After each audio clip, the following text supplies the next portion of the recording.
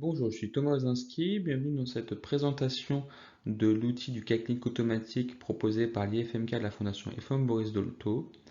Nous allons voir dans cette vidéo comment sont gérées les hypothèses et les représentations finales générales de la situation du patient.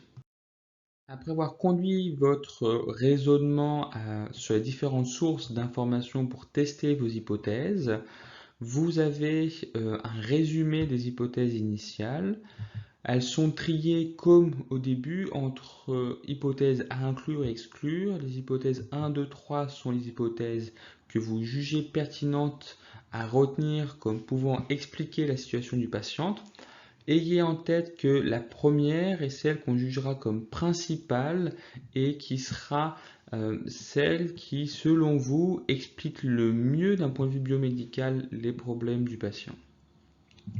Si après avoir pris connaissance de l'ensemble de ces informations et avoir raisonné de nouveau, vous souhaitez changer cette hiérarchie parce que votre représentation du problème du patient a changé, vous pouvez soit remonter l'ensemble du fichier au point 3 ou cliquer sur le bouton présent ici qui vous réorientera directement vers le point 3 pour changer et mettre à jour votre représentation du problème et les hypothèses.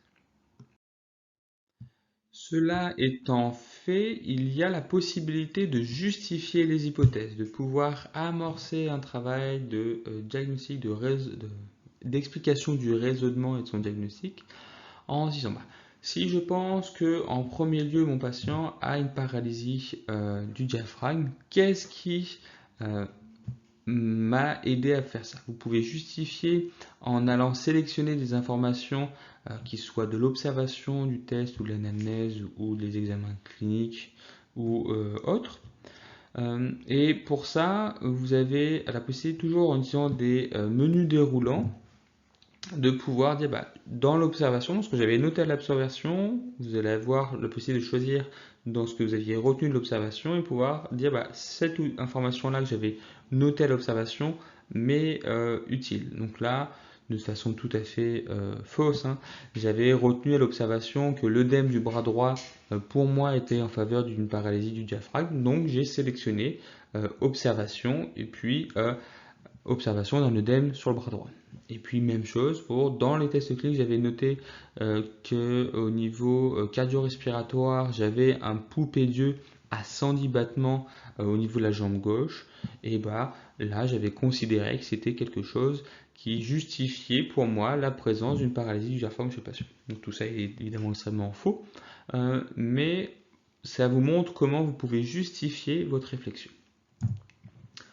En plus de ça, si vous pensez qu'il y a plus d'informations à soumettre, parce que de base on vous propose 3 justifications par hypothèse, vous avez la possibilité d'en rajouter.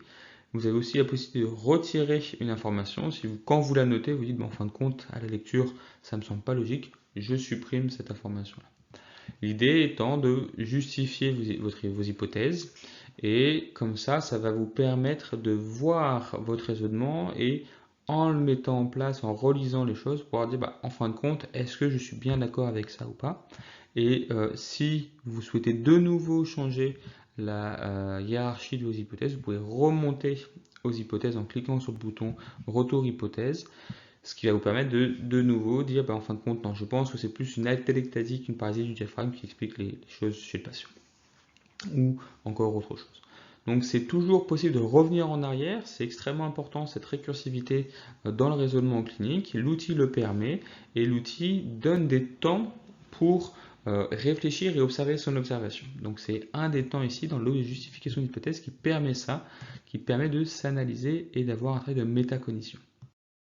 Le même travail vous est demandé sur les hypothèses à exclure, avec le même mode de fonctionnement. Je choisis ma source d'information, je choisis quelle information dans la source d'information m'a été utile, et toujours possibilité de rajouter, de supprimer des éléments, ou de revenir sur les hypothèses initiales.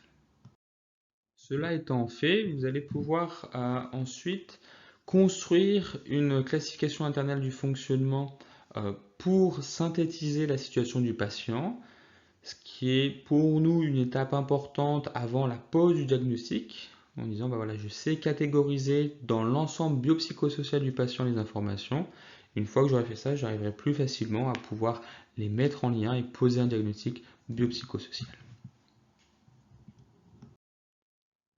Quand vous allez justifier les éléments de la CIF, enfin remplir les éléments de la CIF plutôt, pardon, on vous rappelle qu'il y a des facteurs qui sont facilitateurs pour le maintien de l'état de bonne santé du patient.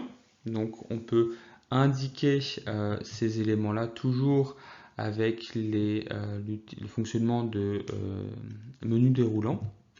Et on peut aussi indiquer ce qui nous semble restrictif que nous avons noté, qui en fin de compte vont être des facteurs qui vont restreindre le maintien de bonne santé du patient.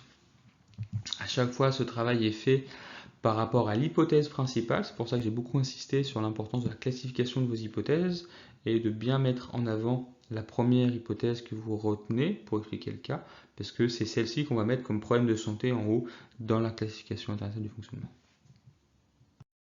Je vous remercie pour votre attention. Donc, nous avons vu ici comment gérer les hypothèses jusqu'à aller vers la rédaction d'une classification internale du fonctionnement pour expliquer la situation du patient, arriver à une situation de représentation stabilisée du problème. Nous verrons dans les prochaines vidéos comment proposer des objectifs thérapeutiques et des thérapeutiques associés. Je vous souhaite une bonne journée. Si vous avez le moindre question, n'hésitez pas à m'envoyer un courriel à thomas.ousinski@fr.